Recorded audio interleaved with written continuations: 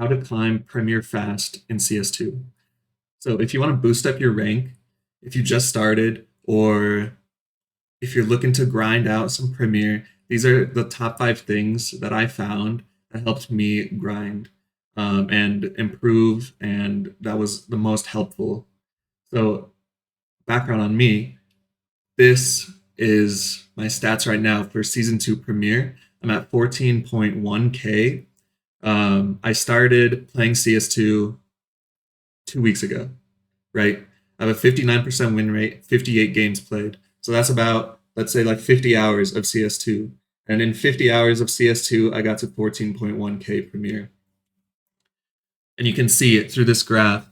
After my first placement Premier matches, I got placed 11.6K. And since then, it's been slowly going up. So, 5 things, right? Oh, yeah, my background. I come from Team Fortress 2 and Overwatch. And I'd say, yes, they are FPS games, but the gameplay is way different than Counter Strike. So I'm basically a fresh player to Counter Strike, right?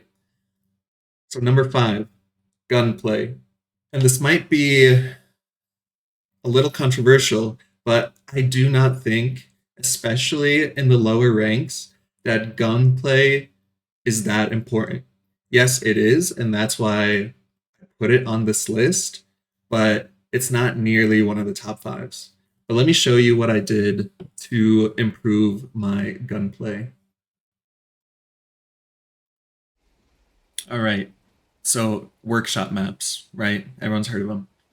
There are 3 different ones that I used, maybe 4, um, just for warm-ups. The one that I use right now, 5E Aim Hub, is probably my favorite. It has many different modes, so you don't get extremely bored, and it's a good variety.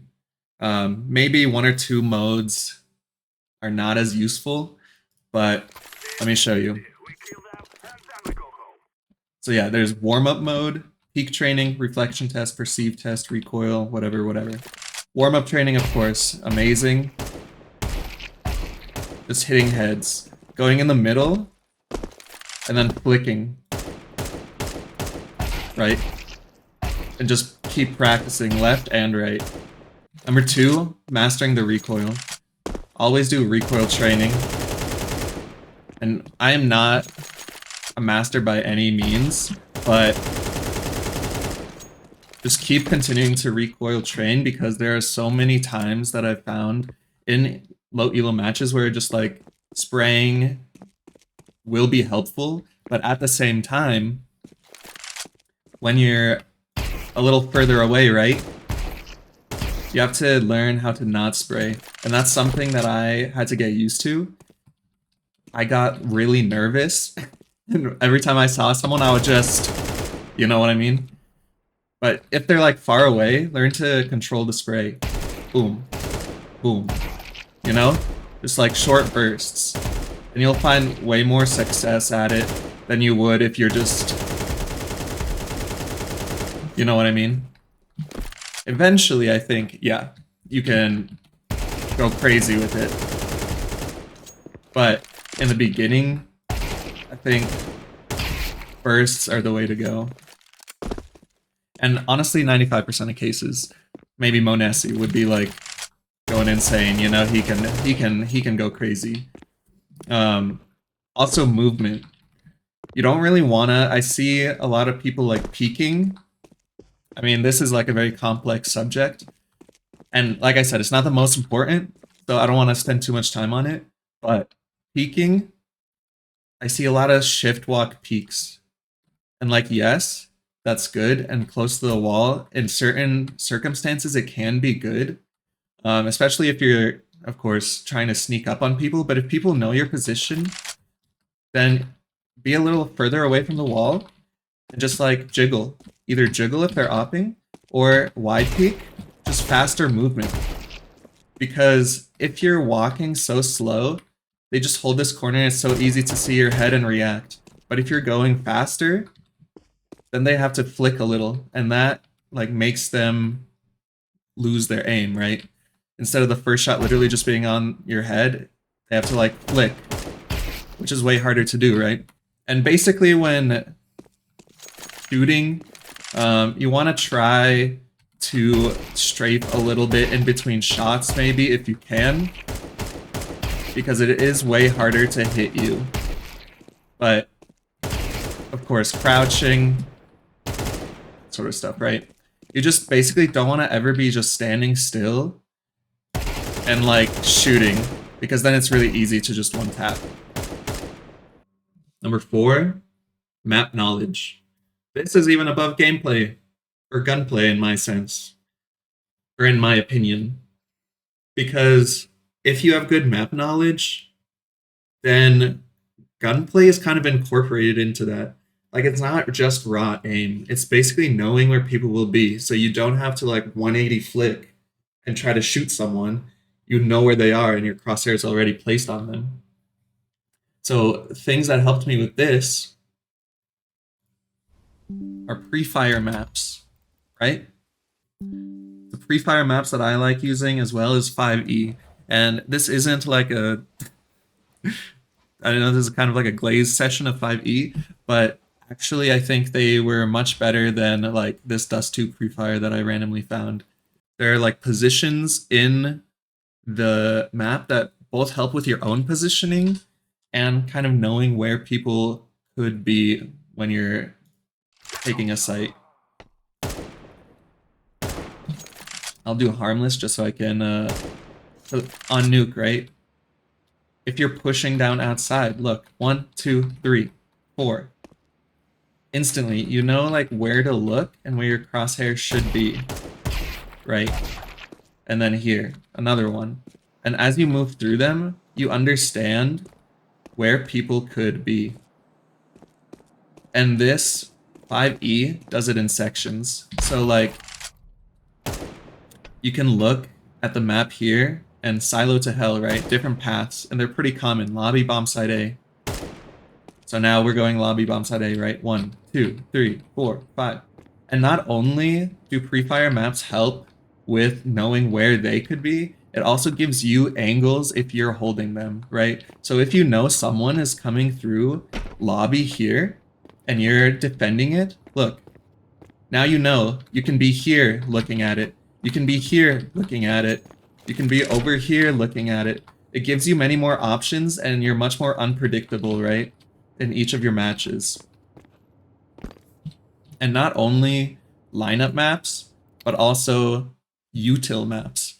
The amount of people, less so now of course, but the amount of people that don't know lineups, even in like Mirage for smokes, is crazy. And the amount of benefit that you get from knowing them is insane. Because yes, you can drop one person that knows the smokes, like 5 smokes, but that's not going to happen every time, right? Don't rely on others to know things. Just do it yourself. So yeah, like so these util maps are so useful. Window, hold D plus jump throw, right? Bam. Top mid, connector. And you can just keep going around. And not only are they smokes, but also flashes, mollies. Yeah, so if you know smokes, mollies, flashes, like you're set. And of course, this is like very overwhelming for a lot of people. And the thing is, you don't need to know like every angle of every map, like every smoke, you know what I mean? You just like first learn like 1 or 2, and then maybe 3. You know, like, you know, CT spawn on Mirage A is pretty beneficial. So just at first learn this one, right? Learn CT spawn. Okay, this one's kind of easy. So now go and try to learn window. Like, if you know CT spawn and window, that's already like insane, right? It's so much better than if you didn't know anything. And usually once you get higher, people start knowing some more smokes. So then you could be like, I can get window if you can get connector, or, you know, just communicate with your team about it. But knowing the smoke lineups is so beneficial, because let's say like even mid Mirage, right? Are you gonna push through mid with having like 3 different angles on you? No. right? You want to smoke window, smoke connector, and then you can go cat. There's only one angle you have to worry about, right? And through that sense, you kind of learn like the flows of maps too. So I think the pre-fire helps way more with that. But you start to understand how things play a little bit. All right, number 3, consistency. So consistency is key in everything, right? If you're learning smokes, if you're practicing gunplay, if you're just playing, you're going to have new information that's given to you and you want to keep practicing it, right? So, yeah, you're going to learn 3 or 4 smokes and then great, your next match, perfect. Tomorrow, you're going to forget and that's okay. Just go again. Try to get the muscle memory down. Same with gunplay, right? Always be conscious about what you are doing. Are you spraying down long range opponents and losing like 1v1s that way? Just remember to burst, right? Or one tap. And personally, like I said, yeah, 2 weeks. What I did is I just practiced before, and I don't have a huge time investment in the game, right? Maybe more so than some people because this is just a goal that I set for myself that I wanted to do. But if you practice like 15 minutes to 45 minutes before getting a match, then you'll be all golden. Some people say like 1 hour, 2 hour, 3 hour death match for 1 hour, aim train for 1 hour, do this for whatever. It's like that's way too overwhelming. It's way too much, especially for lower ranks, right? Maybe if you're pro, they have like their own different system going on. But if you just want to climb out the low ranks, literally 15 minutes to 45 minutes on like maximum you should be dedicating to practice. um in the beginning it may have been a little more like an hour for me when I was learning all the maps for the first time because I really wanted to know all the different angles and all the different maps for each premier like map pool. But later on, the practice can honestly go down and you'll practice different things, right? Right now, I don't practice util as much. If I forget some util in some maps, then I go back to it after maybe a match for like a few minutes, but that's it. And maybe this is a hot take, but especially in the low ranks, I do not think deathmatch is necessary at all, actually. I don't think it has like if you like deathmatch in a way to warm up your aim, okay, but you don't need to do like the aim training map and deathmatch. Just choose one or the other. Personally, I just like the aim training map because it just gets me like my hand moving, my hand warm, and then that's all you got to do, right?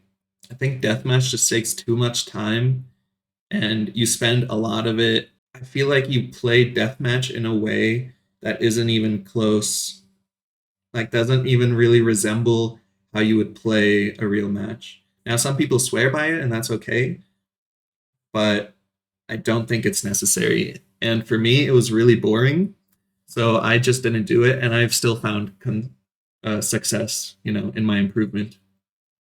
Now, number 2, communication.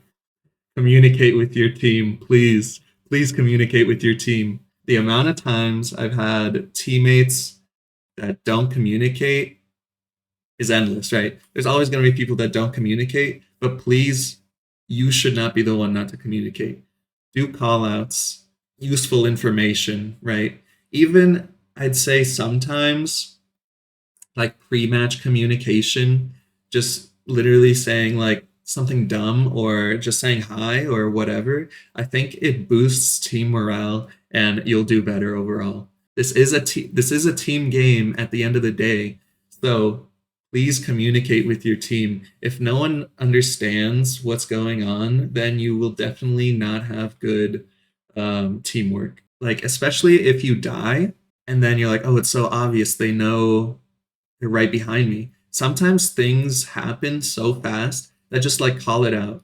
Like if someone's on flank, call out flank. Just because you died doesn't mean they instantly know it's flank. Like doesn't mean your teammates instantly know that the enemy is on flank. Just say flank. And just that little bit of information helps tons. This game is so fast paced once like things start happening that you need to call it out instantly. And if you do, I guarantee you'll win more games. Number one, the grand old number one tip that I have for everyone is positive mentality. Tilting is not going to help anything, anyone, like anytime. Like it never helps anything. So if your teammate sprays and misses literally every bullet, just don't call them out on it. They know they missed every bullet. They know they just made a horrible play. It will not help if you call them trash or garbage or whatever. They will, I guarantee you, not play better.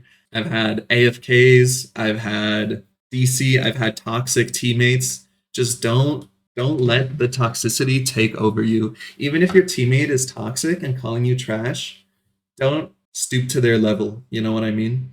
You can call them out for being toxic. Like try to keep the energy positive and going in the right direction. I swear to God, every game is winnable. No matter how many rounds you are down, every game is winnable. Every round is winnable.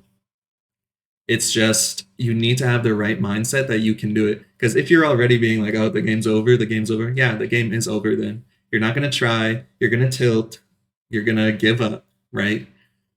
Just keep having that positive attitude. I've come back from a game that was 10-0, right? We went into overtime, which is fine, but I've come back from games like that, right? And it was literally, yeah, teammates will give up in the first 2 to 3 to 4 rounds, but the game's literally just started. Like, do not worry about it. You can still, there's so much more time left in the game. Just keep communicating, keep being positive, and I swear to God, you can win those games that seem lost. But yeah, those are all my tips. I hope they helped. Um, I guarantee you, if you focus on those 5 things, and the thing is, 3 of them aren't even like game mechanics. It's just communicating with your team, having a positive mentality, and being consistent with the game. You will climb ranks no matter what. You'll see a noticeable change in how you play and how you play your games. But yeah, I hope that helps. Come watch me live on Twitch. Geet Live. All right. Bye bye.